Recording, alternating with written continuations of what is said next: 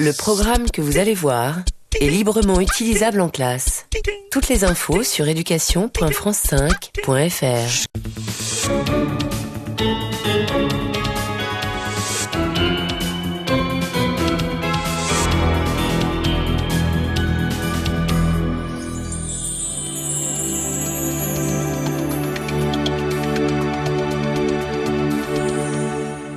Bonjour, nous abordons aujourd'hui le troisième cours de cette série.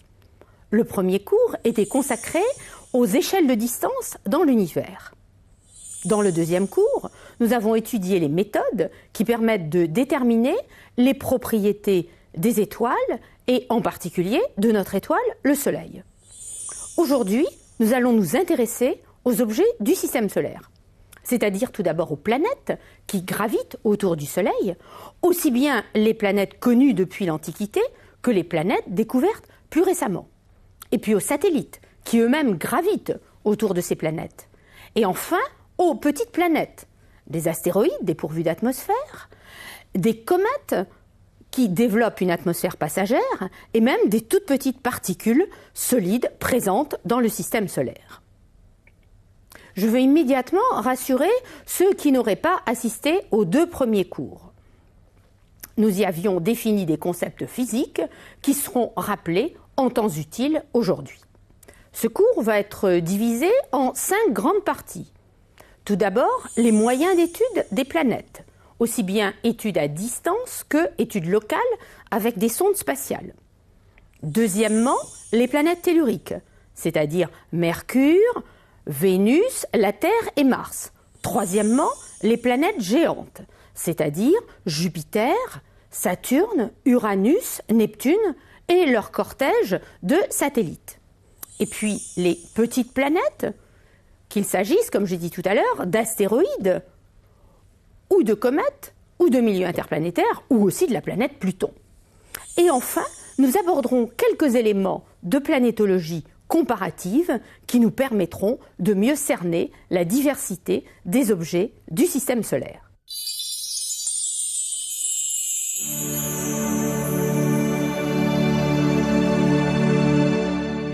Pour étudier les planètes et les satellites, il faut évidemment savoir où ils se trouvent, il faut connaître leur position et il faut connaître leur vitesse. C'est-à-dire, il faut avoir parfaitement déterminé leur orbite.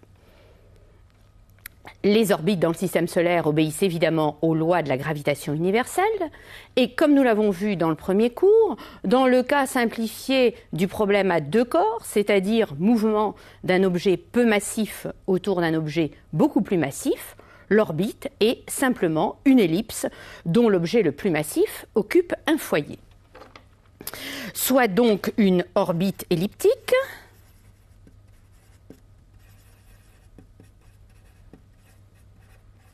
que nous allons caractériser par son demi-grand axe, petit a, par son excentricité, petit e. Eh bien, elle est décrite avec une certaine période, grand P.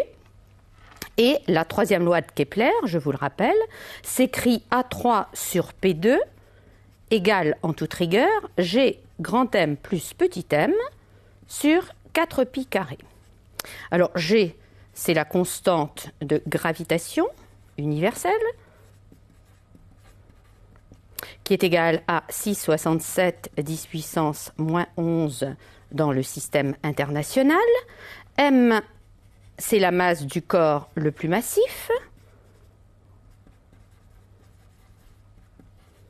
Par exemple, le Soleil. Petit m, c'est la masse du corps le moins massif. Par exemple, une planète. Alors évidemment, tout ça pourrait s'appliquer non seulement au couple Soleil-planète, mais à un couple planète-satellite de cette planète. Et ce que je veux préciser ici, c'est qu'on peut aussi connaître, toujours grâce aux lois de mécanique, la vitesse orbitale. La vitesse orbitale, petit v, est égale à g grand M, facteur de 2 sur R, moins 1 sur A, à la puissance 1,5, c'est-à-dire racine carrée de Gm 2 sur R moins 1 sur A. où petit r représente la distance entre les deux objets. Alors, cette expression, d'ailleurs, peut être intéressante à regarder dans des cas particuliers.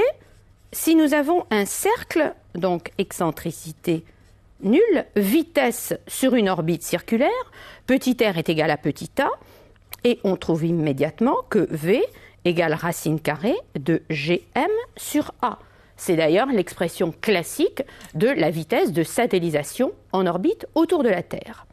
Si nous nous trouvons au point A, le plus proche du corps le plus massif, ce point qu'on pourrait appeler pour une orbite autour du Soleil périhélie, autour de la Terre périgée, et dans le cas général que nous allons appeler périastre. Alors je vous rappelle que la distance au périastre est égale à petit a, facteur de 1 moins e. Et à partir de cela, je vous laisse calculer cette vitesse au périastre.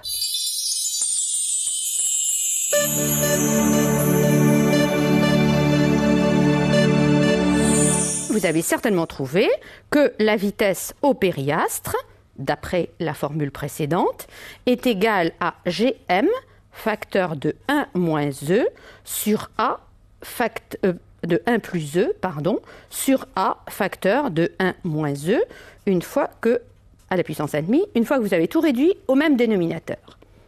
Et de même, vous pouvez calculer la vitesse à l'apoastre, c'est-à-dire au point A', le plus éloigné du corps massif, en vous rappelant que la distance à l'apoastre est égale à A, facteur de 1 plus E, cette fois-ci.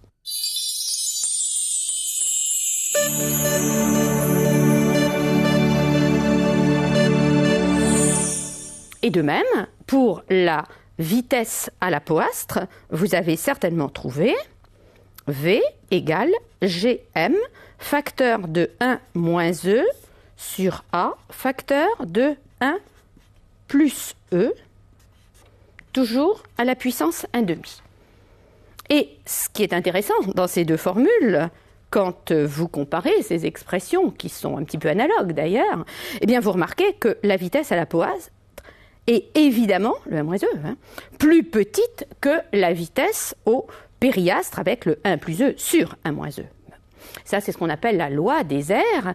Et ces planètes qui gravitent autour du Soleil vont beaucoup plus vite quand elles sont dans la partie de leur orbite proche du Soleil que dans la partie de leur orbite éloignée du Soleil. Et c'est évidemment quelque chose qui sera très spectaculaire pour les comètes qui décrivent des orbites très allongées autour du Soleil.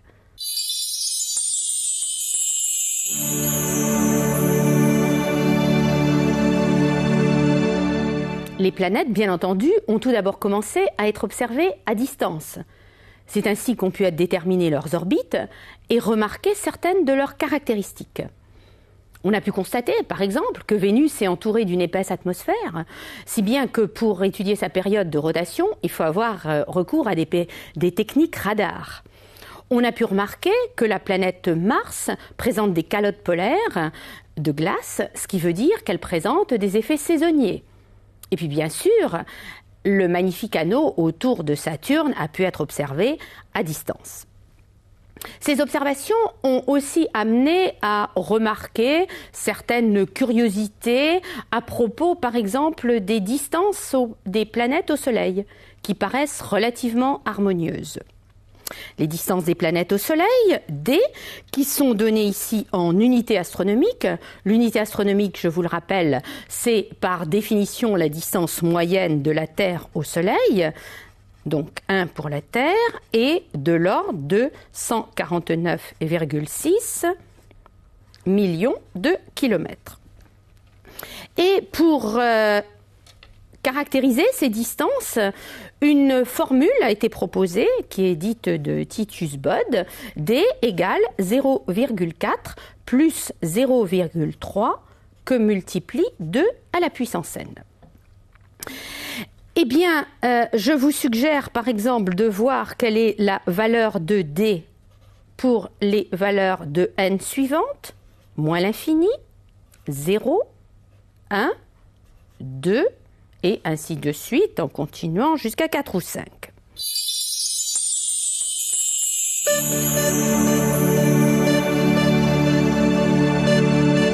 Eh bien, vous avez certainement établi de la sorte que on va trouver pour moins l'infini, donc toute cette quantité disparaît 0,4.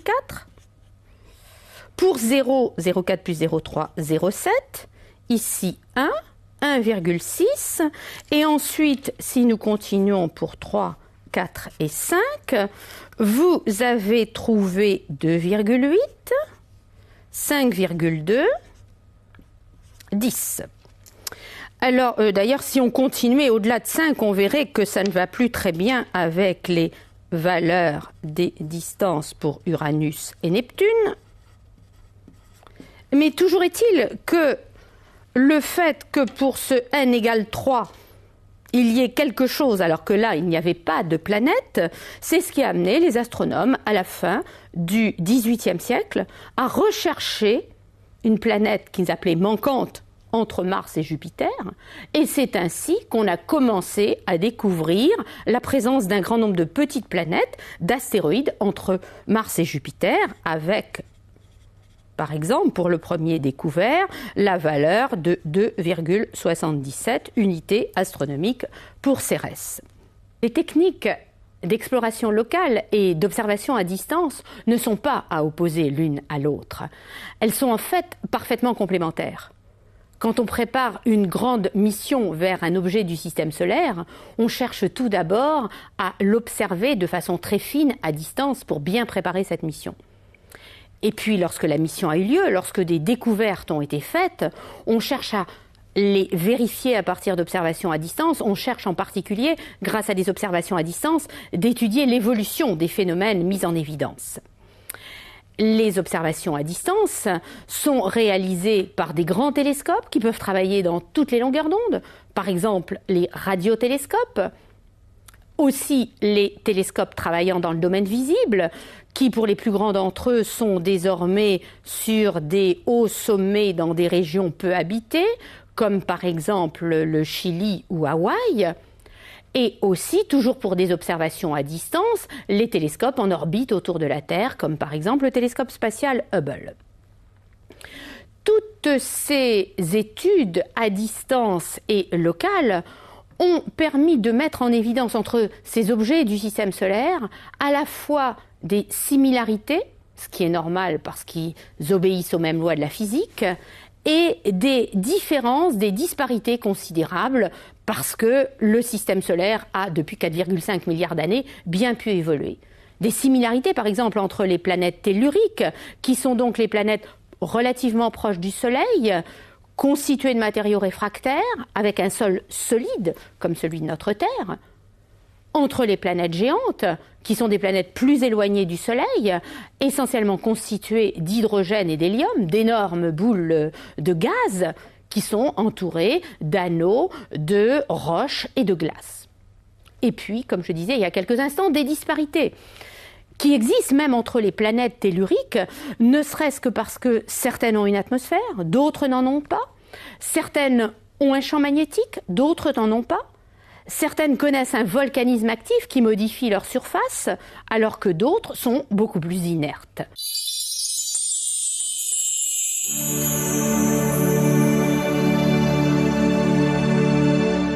Commençons par Mercure, la planète la plus proche du Soleil, à environ 0,4 unités astronomiques. D'après les lois de Kepler, cette planète a une période de révolution autour du Soleil, relativement brève, 88 jours, et elle présente, par un phénomène dit de résonance, une période de rotation autour de son axe qui est dans un rapport simple avec sa période de révolution. Sa période de rotation est de 2/3 de 88 jours, et il en résulte, on pourrait le démontrer, que le même point de la surface de Mercure se retrouve dans la même configuration par rapport au Soleil, par exemple se retrouve en midi vrai, eh bien après 2 fois 88 jours. Et donc, cette planète, qui est de taille relativement modeste, présente de très grandes variations thermiques.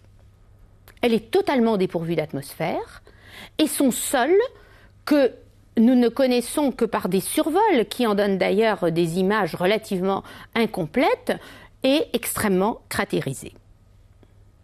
Venons-en maintenant à Vénus, qui est un petit peu plus éloignée du Soleil, à 0,7 unités astronomiques, ce qui fait que sa période de révolution est de 225 jours. Cette planète a une taille relativement comparable à celle de la Terre. On a pu autrefois penser que c'était une sœur jumelle de la Terre. Eh bien, il n'en est rien. Elle est couverte, on l'a dit, d'une épaisse couche de nuages. Et sous cette couche de nuages, les études radar révèlent un sol qui est en rotation très lente. Sa période de rotation est de l'ordre de 243 jours, une rotation d'ailleurs dans un sens opposé à celui de la Terre. Et si la planète est couverte d'une épaisse couche de nuages, c'est essentiellement parce que son atmosphère est très particulière. C'est une atmosphère essentiellement constituée de dioxyde de carbone qui absorbe une grande partie du rayonnement solaire, ce qui fait qu'il y a un effet de serre colossal. La température au sol de Vénus est de l'ordre de 400 à 500 degrés Celsius et la pression est de l'ordre de 100 fois la pression atmosphérique au sol de la Terre. Et les images obtenues par radar au travers des nuages formés de gouttelettes d'acide sulfurique, révèlent un sol relativement complexe avec des failles et des volcans. Troisième planète à partir du Soleil, la Terre, notre belle planète bleue, caractérisée par la présence importante d'eau liquide en surface. Nous reviendrons dans le 5e et dernier cours sur les spécificités de notre planète et les raisons pour lesquelles elle présente toutes ces particularités. Intéressons-nous pour l'instant à son satellite, la Lune. Un satellite dont la taille d'ailleurs est loin d'être négligeable, à peu près un tiers de celle de la Terre. Et, comme nous l'avons déjà dit, un satellite qui présente une période de révolution autour de la Terre égale à sa période de rotation autour de son axe. Quand il y a des relations simples entre les périodes, c'est ce qu'on appelle en mécanique un phénomène de résonance, assez fréquent dans le système solaire, on l'a vu tout à l'heure pour Mercure, et évidemment, c'est cette particularité qui fait que la Lune présente toujours à peu près la même face vue depuis la Terre. La Lune est dépourvue d'atmosphère, elle est dépourvue de volcanisme et son sol a essentiellement été modelé par des impacts successifs, ce qui font qu'il est couvert de ce qu'on appelle un régolithe, des poussières produites par des impacts successifs sur un corps privé d'atmosphère. Mais il ne faudrait pas croire que l'on sait tout aujourd'hui sur la Lune. Il y a encore beaucoup de questions posées sur notre satellite. Pour n'en citer qu'une, par exemple, eh bien, on remarque que les pôles de la Lune, et en particulier le pôle sud, qui présente un cratère d'impact, ne reçoit jamais de rayonnement solaire. La température y est donc très basse, et il est possible, mais on n'a pas encore de certitude là-dessus, qu'au pôle sud de la Lune se trouve piégée de la glace d'eau provenant d'impacts successifs de comètes sur la Lune. Dernière planète tellurique, Mars, qui se trouve à une distance du Soleil de l'ordre de 1,5 unités astronomiques, ce qui signifie que sa période de révolution orbitale est de 1,88 ans. Mars est une planète un peu plus petite que la Terre, mais qui est quand même relativement comparable. Elle a une période de rotation axiale de 24,6 heures et une inclinaison de son équateur sur son plan de révolution de 25 degrés, ce qui veut dire qu'il y a, comme sur la Terre, des effets saisonniers. Cette planète est pourvue d'une atmosphère, comme Vénus de dioxyde de carbone, et cette atmosphère est extrêmement fine et ténue. La pression atmosphérique au sol est à peu près 100 fois inférieure à la pression atmosphérique terrestre. Cette atmosphère très ténue, donc, ne peut pas induire d'effet de serre. Et précisément, nous pouvons calculer la température de surface de Mars simplement à partir de la formule qu'on avait vue dans un cours antérieur, à savoir que la température en Kelvin est égale à la température moyenne de la Terre en Kelvin, divisée par la racine carrée de la distance au Soleil en unité astronomique. En prenant pour température moyenne de la Terre 200 Kelvin et avec le 1,5, eh bien, ça fait tout calcul effectué en reconvertissant en degrés Celsius, une température moyenne de l'ordre de moins 30 degrés Celsius. Effectivement, la température moyenne de Mars évolue entre moins 70 degrés Celsius et moins 10 degrés. Et on peut d'ailleurs dire, dans l'état actuel de notre technologie, que c'est à peu près la seule planète du système solaire vers laquelle des missions habitées pourraient être envisagées. Alors évidemment, jusqu'à présent, il y a eu déjà un nombre certain de missions vers cette planète rouge qui nous ont permis de révéler toute la complexité de son sol qui a été énormément modelé par l'érosion. La surface de Mars présente de nombreux cratères d'impact de taille variée. Elle présente des volcans, dont Olympus Mons, le plus grand volcan connu dans le système solaire. Sa taille est de l'ordre de 700 à 800 km de diamètre.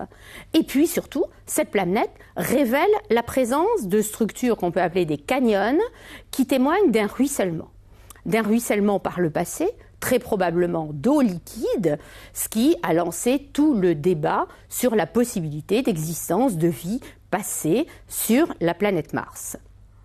Mars est pourvu de 2 satellites, Phobos et Deimos.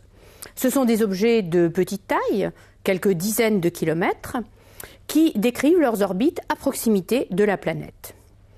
Ils sont fortement cratérisés, de forme irrégulière, et ce qui prouve qu'il s'agit probablement d'astéroïdes qui ont été capturés par le champ gravitationnel de Mars.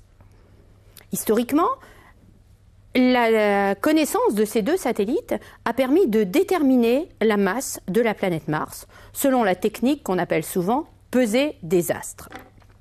Soit donc une planète de demi-grand axe petit a, de période P et de masse petit m inconnue, qui décrit son orbite autour du Soleil, de masse grand M, connue, nous l'avons vu dans le cours précédent, la masse du Soleil est de l'ordre de 10 puissance 30 kg. Et imaginons que cette planète est pourvue d'un satellite dont le demi-grand axe est égal à A' et la période orbitale également mesurée à P'. Eh bien, nous pouvons, une fois de plus, appliquer les lois de Kepler. Pour la planète, nous pouvons dire que A3 sur P2 égale G, la constante de gravitation, grand M plus petit m, sur 4 pi carré. Et la masse de la planète étant négligeable par rapport à celle du Soleil, ça nous fait G grand M sur 4 pi carré. Pour le satellite, de même, A'3 sur P'2 égale G petit m plus mu, admettons que mu c'est la masse du satellite, sur 4 pi carré. Masse du satellite négligeable par rapport à la masse de la planète, donc ça nous fait G petit m sur 4 pi carré. Et quand on regroupe ces 2 expressions, on trouve A3 sur P2 grand M égale A'3 sur P'2 petit m. Ou bien encore, petit m égale A' sur A au cube, que multiplie P sur P' au carré, que multiplie grand M, la masse du Soleil qui est connue. Donc, c'est ainsi qu'on peut déterminer la masse d'une planète. Et en fait, ce qui est important, ce n'est pas tellement la masse de la planète, c'est sa masse volumique.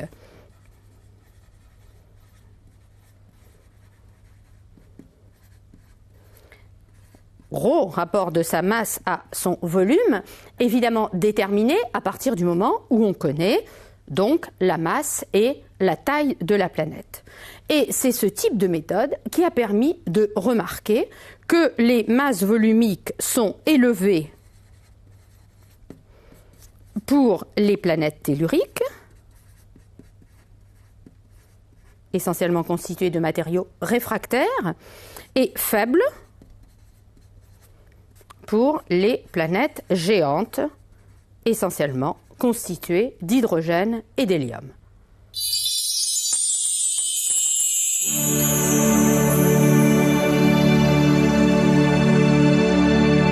Jupiter est la plus grande des planètes du système solaire, avec une taille à peu près 11 fois supérieure à celle de la Terre, mais encore 10 fois inférieure à celle du Soleil.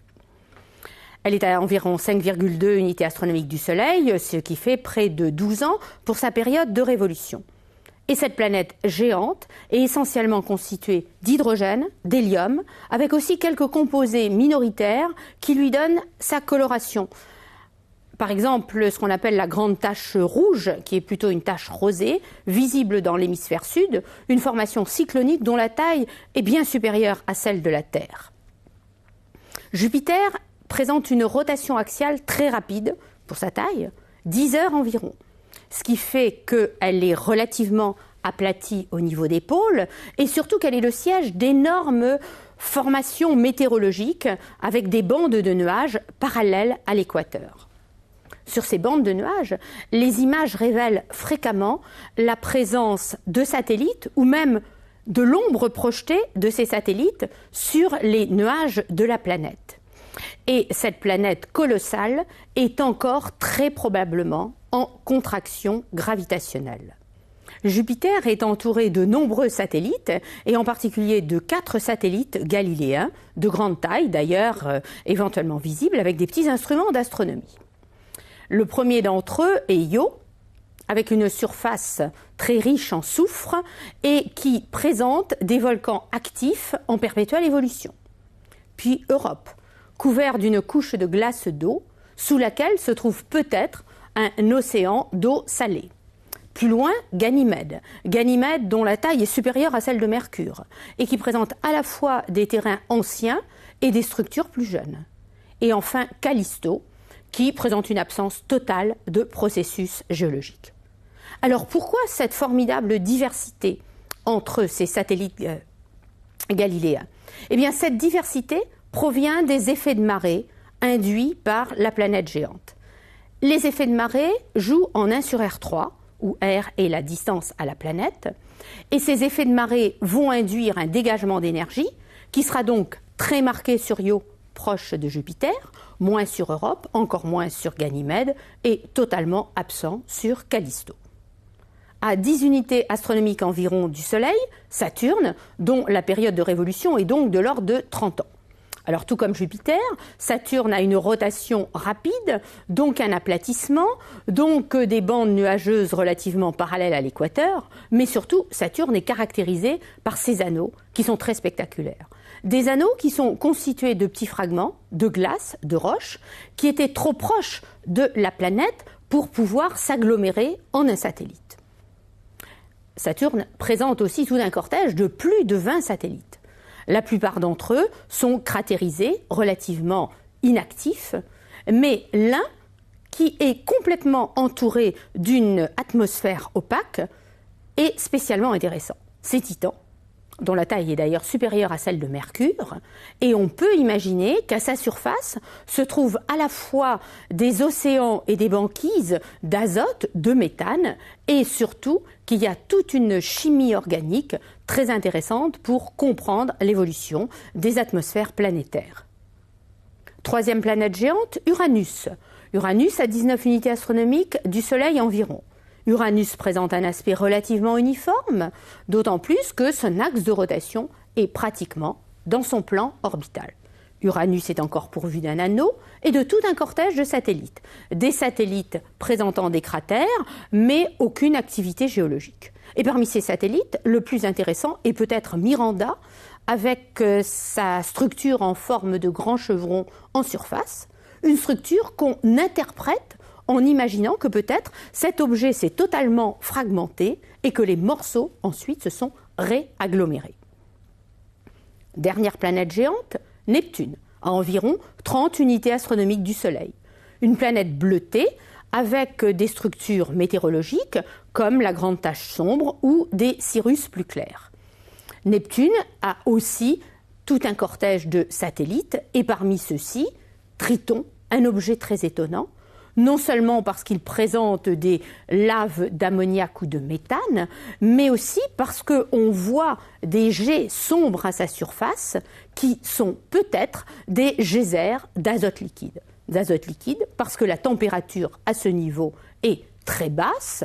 Toujours en appliquant la loi en 1 sur racine carrée de R, on peut calculer que la température au niveau de Neptune ou de Triton descend à environ 50 Kelvin.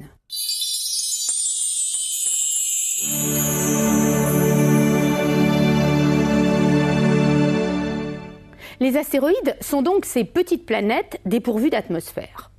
On a découvert plusieurs dizaines de milliers d'astéroïdes qui sont pour la plupart, comme on l'a vu, entre les orbites de Mars et de Jupiter dans la ceinture principale d'astéroïdes à des distances au Soleil de l'ordre de 2,5 à 3 unités astronomiques. Mais il existe aussi des astéroïdes qui sont plus proches du Soleil, comme par exemple les géocroiseurs, ou plus éloignés du Soleil, comme les Troyens et les Grecs, qui sont pratiquement sur l'orbite de Jupiter. Les plus gros des astéroïdes, dont la taille dépasse quand même un petit peu la centaine de kilomètres, sont relativement sphériques parce que leur température interne était suffisante pour que les matériaux réfractaires qui les constituent soient fluidifiés. Les astéroïdes plus petits, avec des tailles de l'ordre d'une dizaine de kilomètres, sont tout de même connus, bien qu'ils soient inobservables à distance, comme des objets à diamètre apparent sensible, grâce aux missions spatiales. C'est ainsi qu'on a pu découvrir qu'ils sont extrêmement cratérisés, par exemple en regardant les images de Gaspra ou de Eros. C'est ainsi qu'on a pu découvrir que certains d'entre eux sont extrêmement sombres, avec peut-être l'existence de composés organiques, c'est le cas de Mathilde. Et on a pu également découvrir que certains d'entre eux sont accompagnés d'un satellite, comme Ida, avec son petit satellite désormais appelé Dactyle.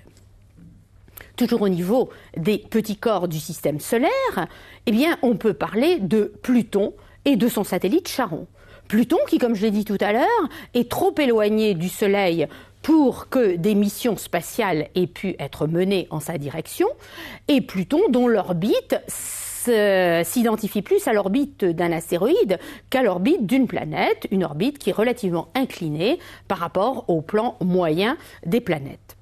Et ce qui est tout à fait remarquable à propos de ce couple constitué par Pluton et son satellite Charon, c'est que la période de rotation autour de son axe de Charon est égale à sa période de révolution autour de Pluton et est encore égale à la période de rotation de Pluton autour de son axe. Et on voit là encore un beau phénomène de résonance dans le système solaire.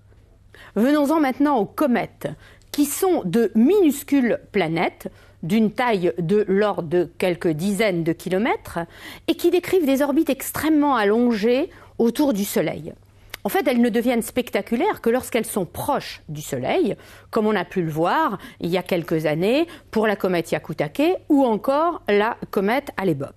Pourquoi deviennent-elles spectaculaires ? Eh bien, en fait, parce que ces minuscules planètes sont constituées de glace et de poussière. Ces glaces, essentiellement de la glace d'eau, de la glace de dioxyde de carbone, se subliment dans le vide interplanétaire alors qu'elles s'échauffent en se rapprochant du Soleil. Et donc se dégage autour de la toute petite planète une atmosphère passagère de gaz et de poussière. Les molécules, les atomes, les ions deviennent lumineux en émettant de la lumière précisément aux longueurs d'onde caractéristiques de leur raie ou bande d'émission. Les poussières deviennent lumineuses en diffusant simplement la lumière du Soleil.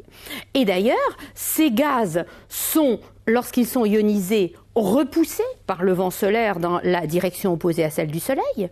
Les poussières sont lentement repoussées par la pression du rayonnement solaire, et c'est ce qui fait apparaître, dans la direction opposée à celle du Soleil, les queues de plasma relativement bleutées et de poussière plutôt jaunâtre.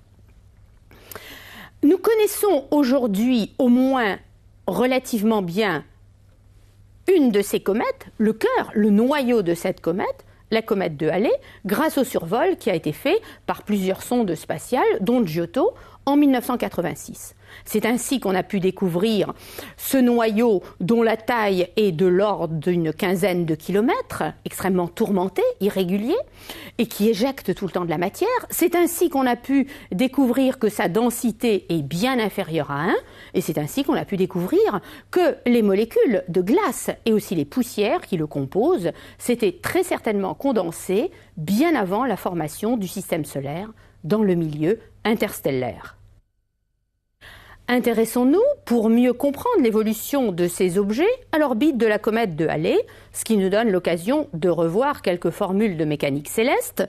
Vous lisez ici pour une orbite définie par un demi-grand axe petit a et une excentricité petit e, les expressions de la distance au périhélie, le point le plus proche sur l'orbite du Soleil sur l'orbite, à l'aphélie, aussi l'expression de la période en fonction du demi-grand axe et les expressions de la vitesse au périhélie et de la vitesse à l'aphélie que nous avons calculées tout à l'heure.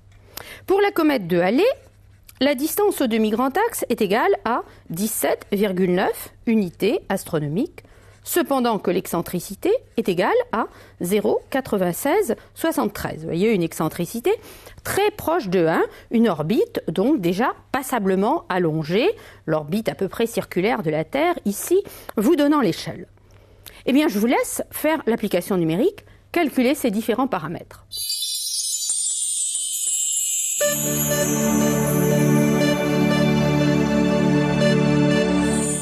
Vous avez certainement trouvé, pour la distance au périhélie, SA égale 0,59 unités astronomiques, donc plus proche que Vénus.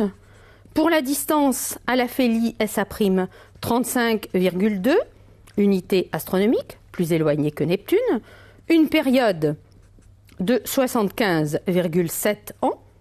En toute rigueur, la période fluctue autour de ces valeurs parce que la comète de faible masse est très sensible aux perturbations orbitales des planètes géantes. En l'occurrence, elle était passée, on l'a dit, en 1986 et elle repassera en 2061 à proximité du Soleil. Et puis une vitesse au périhélie de l'ordre de 55 km par seconde et une vitesse à l'aphélie de l'ordre de 5 km par seconde. Ce qui veut dire que la comète ne passe que très peu de temps à proximité du Soleil. Elle peut faire plusieurs passages successifs et elle peut donc survivre pendant un certain temps. En fait, il existe au moins 2 réservoirs de comètes. Ce qu'on appelle la ceinture de Kuiper, dans laquelle des noyaux cométaires ont commencé à être découverts depuis 1992. Cette ceinture de Kuiper, qui se trouve au-delà de l'orbite de Neptune, à des distances au Soleil de l'ordre de 30 à 100 unités astronomiques. Il y a un autre réservoir, encore plus éloigné, le nuage de Oort, dont la distance au Soleil est supérieure à 20 000 unités astronomiques et qui forme un immense cocon autour de notre système solaire et d'où parfois retombent des comètes qui vont arriver près du Soleil sur des orbites extrêmement allongées avec toutes les inclinaisons possibles. Et on imagine en fait que ces objets qui sont aux confins du système solaire avaient été repoussés par l'attraction gravitationnelle des planètes géantes alors qu'ils s'étaient formés dans la région des planètes géantes. Les comètes qui arrivent près du Soleil et que nous pouvons voir s'évaporent donc progressivement, comme on l'a compris, ou se fragmentent en multiples morceaux, ont une durée de vie relativement brève, mais elles nous intéressent parce qu'elles nous portent le témoignage de cette matière qui est restée inchangée depuis les origines aux confins glacés du système solaire. Tous ces petits corps du système solaire, que ce soit les comètes qui s'entourent d'une atmosphère de gaz et de particules solides, ou les astéroïdes qui connaissent parfois des collisions, tous ces petits corps, disais-je, injectent des petites particules solides d'une taille de quelques micromètres dans le milieu interplanétaire. Ces petites particules solides tombent progressivement vers le Soleil et elles constituent ce qu'on appelle le nuage zodiacal. Un nuage qui est visible par la lumière solaire diffusée par ces particules. Dans d'excellentes conditions d'observation, on peut voir une sorte de fuseau lumineux, peu après le coucher du Soleil ou peu avant son lever, une sorte de fuseau lumineux un peu aligné avec la direction du plan orbital moyen des planètes. Et ces particules solides sont aussi détectables par leur émission thermique dans l'infrarouge proche, ainsi qu'on peut le voir sur une carte réalisée par un satellite d'astronomie infrarouge.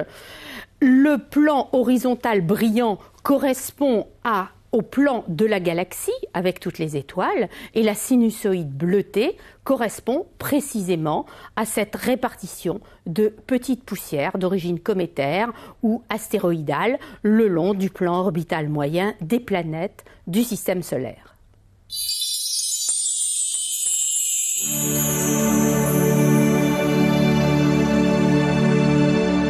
Nous avons donc constaté une grande diversité parmi tous ces objets du système solaire. Et cette diversité s'explique en particulier parce que certains objets ont pu largement évoluer. Évoluer par exemple avec le volcanisme. Le volcanisme a disparu de la Lune et de Mercure. Il est évidemment très présent sur la Terre ou sur Io, le satellite de Jupiter. Et il était certainement encore présent, il y a relativement peu de temps à l'échelle du système solaire, sur Vénus et sur Mars.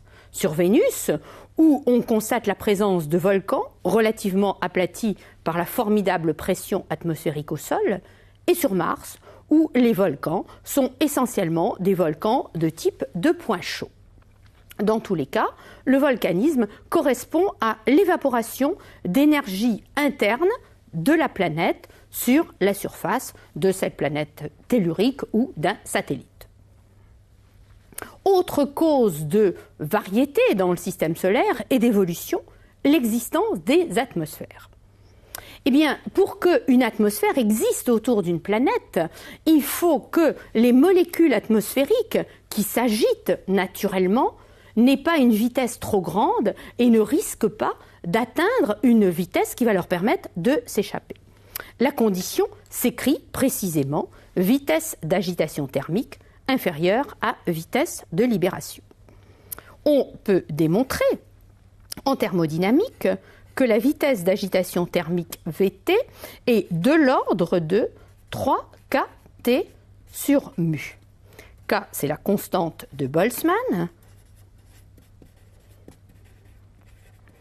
T, la température absolue en Kelvin.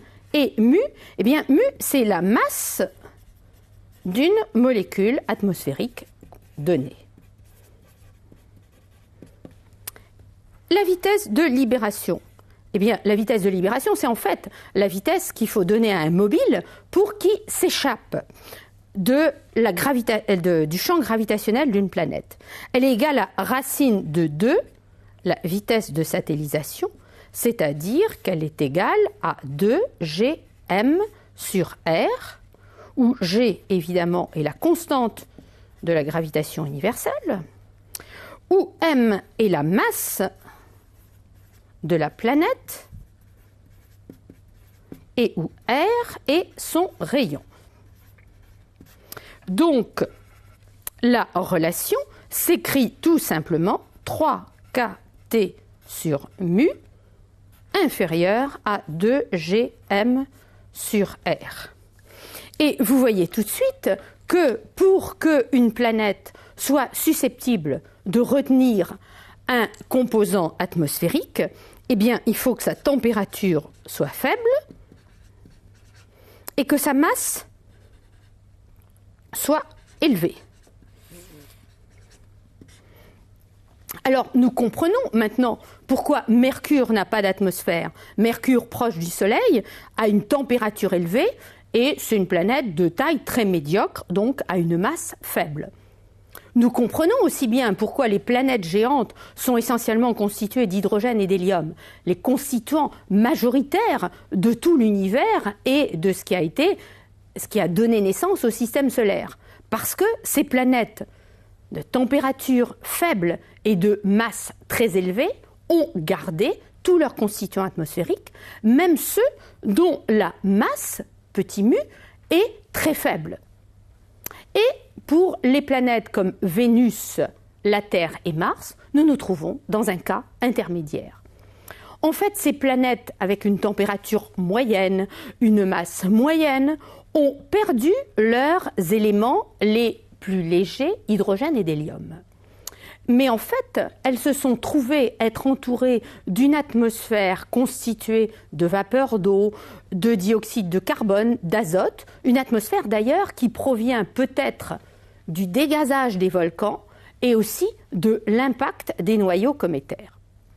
Et c'est ainsi que Mars et Vénus se trouvent avoir une atmosphère très riche, nous l'avons vu, en dioxyde de carbone.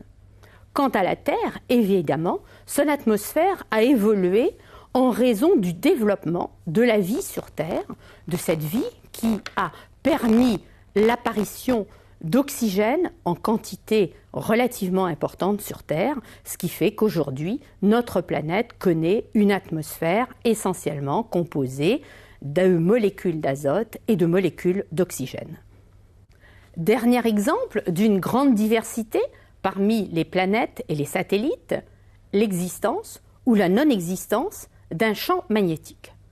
Les champs magnétiques proviennent certainement de la structure interne de ces objets, et le fait est que aujourd'hui, Mercure, la Terre, les planètes géantes, aussi certains de leurs satellites, comme Ganymède autour de Jupiter, ces objets sont pourvus d'un champ magnétique, alors que Vénus ou Mars n'ont plus de champ magnétique. Alors, ce qui est intéressant dans l'existence d'un champ magnétique, c'est que, à l'interaction de ce champ magnétique et du champ magnétique du Soleil qui est transporté, comme on l'a vu dans le dernier cours, par le vent solaire, va se créer une vaste cavité autour de la planète, ce qu'on appelle la magnétosphère. Et ces magnétosphères sont immédiatement visibles par l'existence d'aurores polaires, aurores boréales ou australes. Sur Terre, on observe des aurores lorsque certaines particules énergétiques du vent solaire, glissant le long des lignes du champ magnétique dans les régions polaires, excitent les atomes de la haute atmosphère, par exemple des atomes d'oxygène. Et c'est ainsi qu'on a ces couleurs vert ou rouge des aurores. Sur Jupiter, eh bien, on observe aussi des aurores, non plus liées à l'excitation de l'oxygène, mais à l'excitation de l'hydrogène. Des aurores qui vont être visibles en ultraviolet par l'émission Lyman alpha. Et sur Saturne, on peut aussi observer des aurores polaires qui nous ont été bien révélées par les images du télescope spatial. L'importance des magnétosphères est liée aussi au fait que certaines particules énergétiques issues du vent solaire sont piégées dans des ceintures de rayonnement. Et c'est ainsi que l'existence du champ magnétique terrestre permet aux formes de vie que nous connaissons sur Terre d'être protégées contre des rayonnements très énergétiques.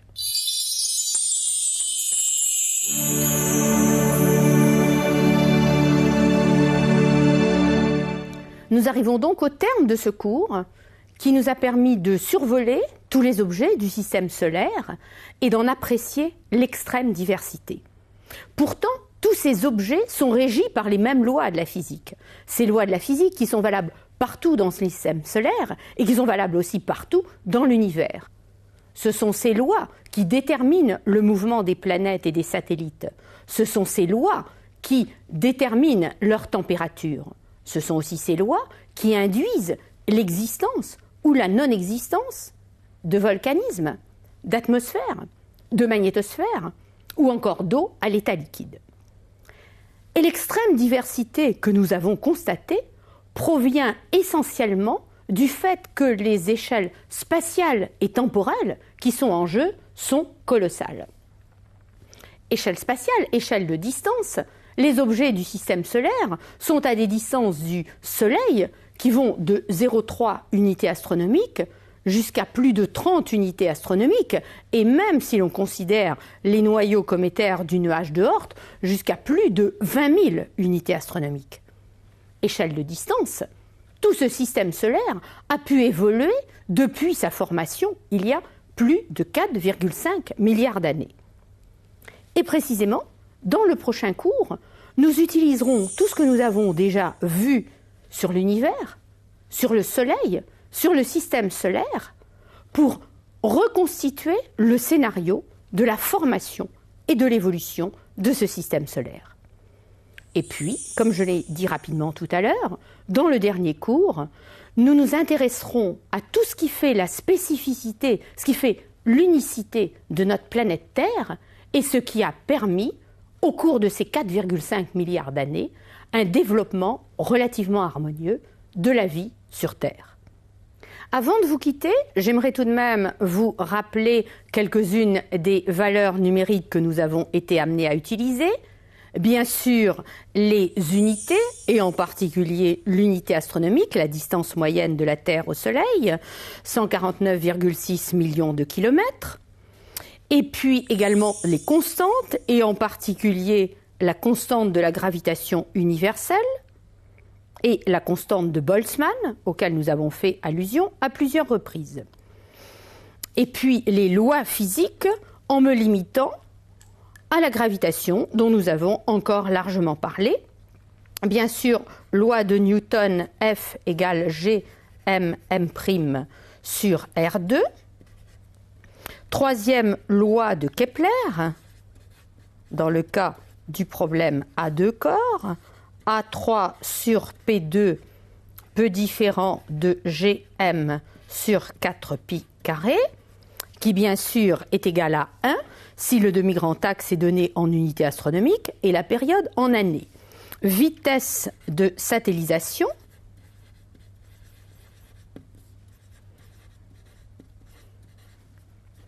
V0 égale Gm sur R à la puissance 1,5. Vitesse de libération, VL égale racine de 2 que multiplie V0, c'est-à-dire 2Gm sur R à la puissance 1,5. Et puis enfin, vitesse orbitale sur une orbite elliptique, V égale Gm, où m est la masse du Soleil, facteur de 2 sur R moins 1 sur A, le tout à la puissance 1,5. Et j'aimerais enfin vous permettre de revoir certaines des caractéristiques des planètes, caractéristiques orbitales et caractéristiques physiques. Caractéristiques orbitales, tout d'abord, la longueur du demi-grand axe, la période orbitale, qui est évidemment d'autant plus grande que la longueur du demi-grand axe est grande, l'excentricité de l'orbite, qui est relativement faible pour la plupart des planètes, sauf peut-être Mercure et Pluton, et bien sûr qui est élevée pour les comètes. Et puis, inclinaison sur l'écliptique, par définition égale à 0 pour la Terre, assez faible pour les planètes et relativement susceptible d'être plus grande pour les comètes. Caractéristiques physiques, enfin, la masse, évidemment beaucoup plus grande pour les planètes géantes que pour les planètes telluriques, le rayon équatorial, là encore beaucoup plus grand pour les planètes géantes que pour les planètes telluriques, la densité, qui se déduit de la connaissance de la masse et du rayon, et nous voyons des densités de l'ordre de 4 à 5 pour les planètes telluriques, des densités de l'ordre de 1 pour les planètes géantes. Et puis, la période de rotation sidérale, qui présente une grande variabilité parmi toutes les planètes, et enfin, l'obliquité, qui encore présente une très grande variabilité parmi toutes les planètes. Et je vous dis à la semaine prochaine.